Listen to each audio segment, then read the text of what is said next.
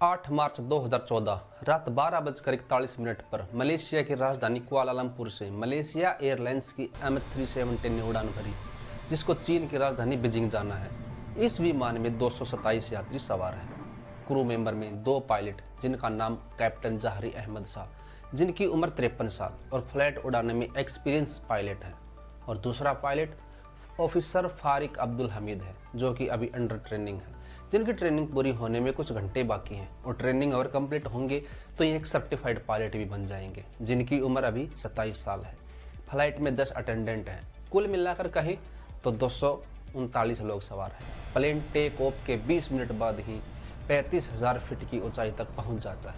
और इसके route map की बात करें तो प्लेन को साउथ चाइना सी, थाईलैंड, वियतनाम, कंबोडिया और लाओस होते हुए चीन जाना है, जिसका कुल ट्रेवल डिस्टेंस 4,345 किलोमीटर है। रात 1:09 पर फ्लाइट मलेशिया के एयर स्पेस में दाखिल होने जा रही थी।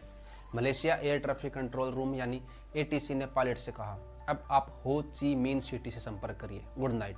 इधर पायलट का भी जवाब आता है, ठीक है, गुड नाइट।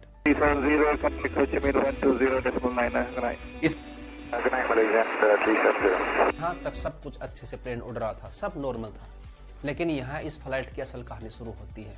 वियतनाम के एयर स्पेस में दाखिल होने के बाद भी पायलट जहरी अहमद शाह ने हो ची मिन सिटी के ATC से संपर्क नहीं किया और प्लेन धीरे धीरे रडार से भी गायब हो गया। लेकिन इस बीच वियतनाम की ATC ने एक दूसरे प्लेन के जरिए M370 से संपर्क साधने की कोशिश की, लेकिन प्लेन की तरफ से कोई रिप्लाई नहीं आया। रात 1:30 पर यह प्लेन दूसरे प्लेन के रडार पर भी दिखना बंद हो गया।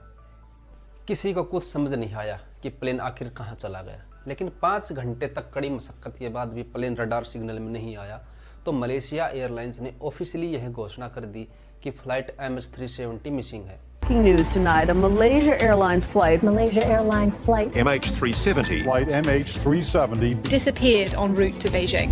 70, we are ready, requesting flight number 310 to Beijing. 370. Flight MH370 ended in the southern Indian Ocean.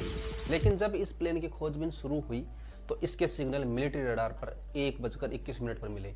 Signal के अकॉर्डिंग फ्लाइट थोड़ा राइट टर्न लेती है, फिर एक लेफ्ट टर्न लेकर बीजिंग की उल्टी दिशा में जाने लगती है।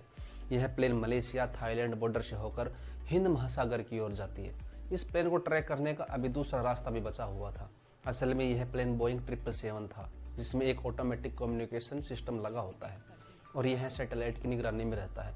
अगर यह प्लेन यानी बोइंग 777 1 घंटे तक किसी ग्राउंड स्टेशन से संपर्क नहीं